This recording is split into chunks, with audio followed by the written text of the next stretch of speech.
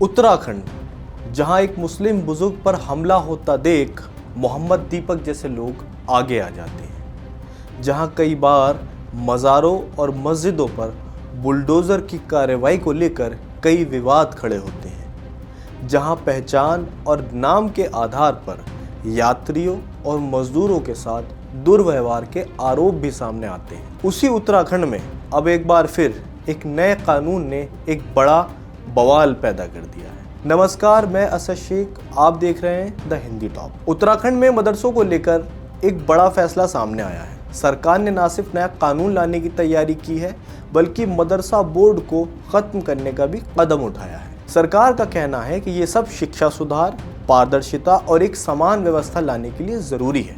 लेकिन जैसे ही ये फैसला सामने आया, विवाद भी तेज हो गया। All India Muslim personal law board ने इस पर कड़ा विरोध जताते हुए कहा है कि ये सिर्फ सुधार नहीं, बल्कि मुसलमानों की पहचान और उनके संवैधानिक अधिकारों में दखल है।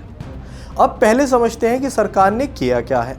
प्रस्तावित कानून के जरिए मदरसों को एक तय सिस्टम में लाने की बात कही जा रही है। रजिस्ट्रेशन अनिवार्य होगा, पढ़ाई और प्रशासन पर निगरानी बढ़ेगी और उन्हें एक समान शिक्षा ढांचे में शामिल करने की कोशिश होगी।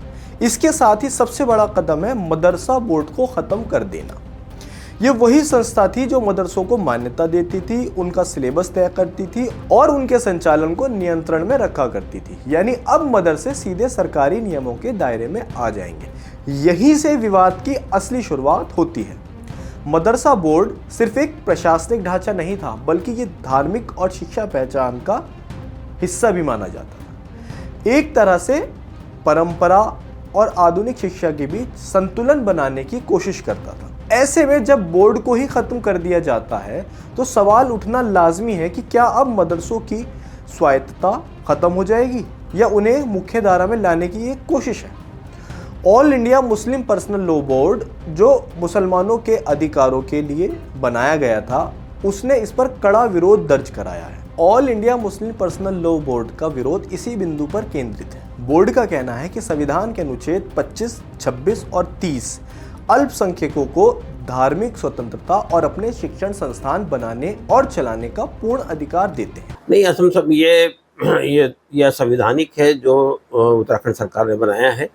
संविधान तमाम लोगों को, तमाम देशवासियों को ये अधिकार देता है कि वो अपने धर्म का प्रचालन कर सकते हैं, उसकी शिक्षा दे सकते हैं, उसको प्रमोट कर सकते हैं, उसकी प्रीचिंग कर सकते हैं और अपने धर्म को आगे बढ़ाने के लिए, धार्मिक शिक्षा देने के लिए अपने संस्थाएं भी कायम कर सकते हैं। तो अभी इसी बुनियाद पर आप देखते हैं कि हिंदुस्तान के अंदर, यानी भारत के आज़ाद होने से पहले से, अंग्रेज़ों के दौर से ऐसे बहुत सारे मदरसे पूरे देश में कायम हैं। लेकिन अब आपने इसके लिए ये कंपलसरी कर दिया है कि ऐसे तमाम मदरसे जो हैं वो जो संस्था बनाई है सरकार ने, उससे पहले आप इजाज़त लें, परमिशन लें और फिर सरकार ही ये बताएगी कि आप क्या पढ़ाएंगे, क्या नहीं पढ़ाएंगे। तो ये धार्मिक स्वतंत्रता के अंदर बिल्कुल खुला उल्लंघन है, उसके अंदर हस्तक्षेप है। अगर सरकार इन संस्थानों पर अत्यधिक नियंत्रण लगाएगी और मदरसा बोर्ड जैसी स्वायत्त संस्था को खत्म कर देगी, तो ये अधिकार कमजोर हो सकते हैं। इसीलिए इसे सिर्फ एक प्रशासनिक फैसला नहीं, बल्कि पहचान से जुड़ा हुआ मुद्दा बताया जा रहा है।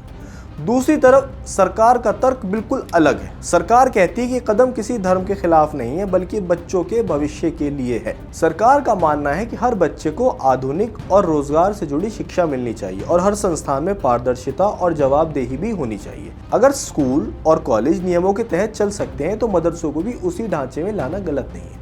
सरकार इसे समान नियम और बेहतर शिक्षा के रूप में पेश कर रही है। असल में ये पूरा विवाद मदरसा बनाम सरकार का नहीं है, बल्कि ये नियमन बनाम स्वतंत्रता का भी है।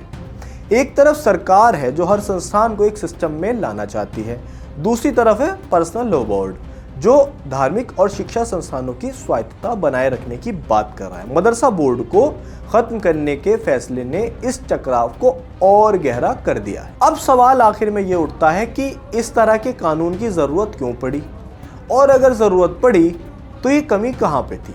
जैसे कि ये मदरसों की सिचुएशन, उसके हालात या उनके ऑर्थोडॉक्स रवैयों को लेकर के अक्सर चीज़ें देखते हैं और हम ये चीज़ भूल जाते हैं कि मदरसे ने या मदरसे से जुड़े लोगों ने देश में, दुनिया में कई संस्थानों में और अलग अलग जगहों पर देश का, मदरसों का और अपने समाज का नाम रोशन किया है। लेकिन जब मीडिया की बनाई हुई लाइमलाइट, मीडिया की दिए हुए टैगलाइन मदरसों को अलग अलग क्षेत्रों से और गलत रास्तों से जोड़ देंगे तो सरकार हो या प्रशासन हो, वो एक ढर्रे की तरफ जाएंगे। ये कानून उसी की तरफ ले जाता है। इसीलिए न सिर्फ उत्तराखंड के मुस्लिम समाज में बल्कि देश भर के अलग अलग संस्थाओं, राजनीतिक लोगों में, सामाजिक संस्थाओं में ये चिंता का विषय बन गया है कि मदरसा बोर्ड जैसी संस्था आखिर क्यों ख़त्म कर दी गई। मुस्लिम पर्सनल लॉ बोर्ड से जुड़े लोगों ने इसका विरोध दर्ज कराया है।